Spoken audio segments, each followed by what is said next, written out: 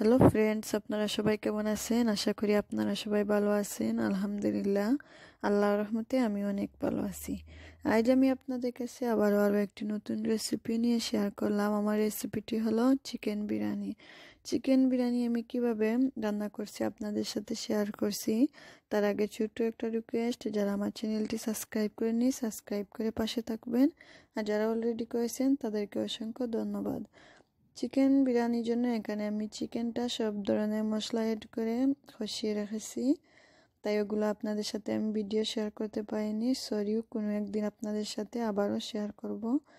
তাই যেই পাত্রে আমি ওগুলো কষিয়ে নিয়েছি ওই পাত্রে আমি আবারও 1 কাপের মতন তেল দিয়েছি। তেলটা হচ্ছে আমার এক্সট্রা ভার্জিন অলিভ অয়েল, এটা স্বাস্থ্যের জন্য খুবই হেলদি একটা তেল। আর দিয়েছি পেঁয়াজ কুচি আর এলাচ পাতা, ওগুলো দিয়ে আমি ভালোভাবে নাড়াচাড়া করে নিচ্ছি। তাই এক্ষুনি দিচ্ছি 1 চামচের মতো রসুনের আচার, ওগুলা দিয়ে আবারও ভালোভাবে নাড়াচাড়া করব। তাই এক্ষুনি দিচ্ছি 1 চা চামচের মতন আমের আচার,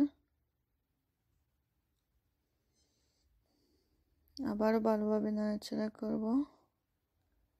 এক্ষুনি দিয়ে দিয়েছি গাজর কুচি, গাজরটা আমি একটু নিয়েছি। আমি সবগুলা মশলা একটু একটু নিচ্ছি, কারণ আমি যেহেতু 1 কাপের মতন বিরিয়ানি বানাবো, এজন্যই সবগুলা উপকরণ একটু একটু করে নিচ্ছি। আপনারা চাইলে আপনাদের পরিমাণ অনুযায়ী কমিয়ে বা বাড়িয়ে নিতে পারবেন। এখানে দিয়েছি আমি 2 চামচের মতন টক দই,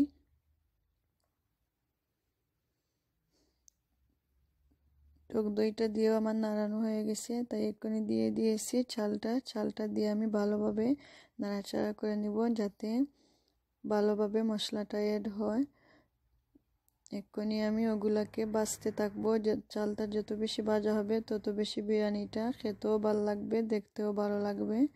তাই চালটা ভাজতে থাকবো, ততক্ষণে আপনাদের আমি দেখিয়ে দিচ্ছি কি কি উপকরণ আমি আর লাগবে। এখানে আমি গ্রিন কালার মটর নিয়েছি, আর গ্রিন কালার ক্যাপসিকাম আর রেড কালার ক্যাপসিকাম, ওগুলাও আমি দিয়ে দিয়েছি চালের মধ্যে। দিয়ে আবারও ভালোভাবে নাড়াচাড়া করব। তখনই পেঁয়াজ কুচির মধ্যে পেঁয়াজটা যখন ভাজি তখনই আমি ওগুলা দেই না, কারণ ওগুলা তেলের মধ্যে দিলে ক্যাপসিকামগুলো তাড়াতাড়ি সিদ্ধ হয়ে যাবে, এজন্যই আমি দেইনি। আমি এক্ষুনি ব্যবহার করছি, এক্ষুনি 1 চা চামচ লবণও দিচ্ছি, লবণটা পরিমাণ অনুযায়ী। আবারও নাড়তে থাকবো। ক্যাপসিকামটা আমি এক্ষুনি ব্যবহার করছি যাতে ক্যাপসিকামটা সিদ্ধ হয়ে আসবে, বাট ওগুলা ভাঙবে না, এর জন্যই আমি আগে ব্যবহার করছি না। আগে দিলে তাড়াতাড়ি সিদ্ধ হয়ে ভেঙে যাবে, এর জন্য। তাই এক্ষুনি আমি এখানে চিকেনটাও দিয়ে দিয়েছি। চিকেনটা দিয়ে আমি ভালোভাবে আবারও নাড়াচাড়া করে চালটা ভাজিয়ে নিব। তাই এড করানো হয়ে গেছে চিকেনটাও। আমি যে পানিটা ফুটিয়ে রেখেছি ওই পানিটা এক্ষুনি এড করছি। তাই পানিটাও আমার এড করানো হয়ে গেছে। আমি আধা ঘন্টার মতন ঢাকনা দিয়ে ডেকে রাখবো। আধা ঘন্টা পর আপনাদের সাথে আবারও শেয়ার করব।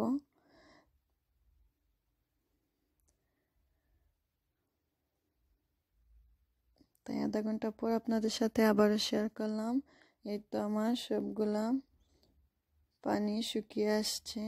তাই একটা দিকে লক্ষ্য করতে হবে, পানিটা বেশিও দিতে হবে না, কমও দিতে হবে না, পরিমাণ অনুযায়ী দিতে হবে। পরিমাণ অনুযায়ী আন্দাজ হতে হলে যতটুকু পরিমাণ চাল নেবে তার চেয়ে দ্বিগুণ পরিমাণ আপনারা পানি বাড়িয়ে নিতে পারবে। এক্ষুনি আমি যে মশলাটা ব্যবহার করছি ওইটা হচ্ছে বিরিয়ানি মশলা।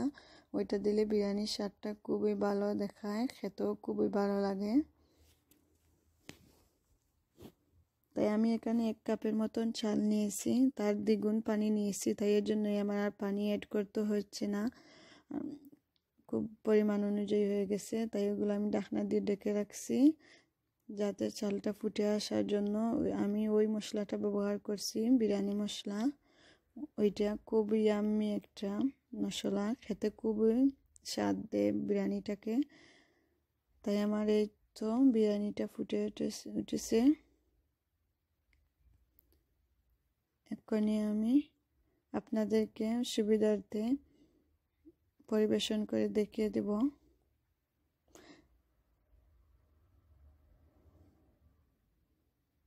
তাই আমি আপনাদের দেখার সুবিধার্থে আমি একটা বাটির মধ্যে বিরিয়ানিটা নিলাম। তখনই আমি প্লেটের মধ্যে আমি ওই বিরিয়ানিটা নিয়েছি। তাই আপনাদের দেখানোর সুবিধার্থে আমি আবারও ওইটাকে ভেঙে দেখিয়ে দিচ্ছি। তাই আপনাদের যদি আমার ভিডিওটি ভালো লাগে, আমার বিরিয়ানিটি ভালো লাগে, তাহলে লাইক, কমেন্ট ও শেয়ার করতে ভুলবেন না প্লিজ। আজ এ পর্যন্তই। আপনারা ভালো থাকবেন। আবারও দেখা হবে আগামী কোনো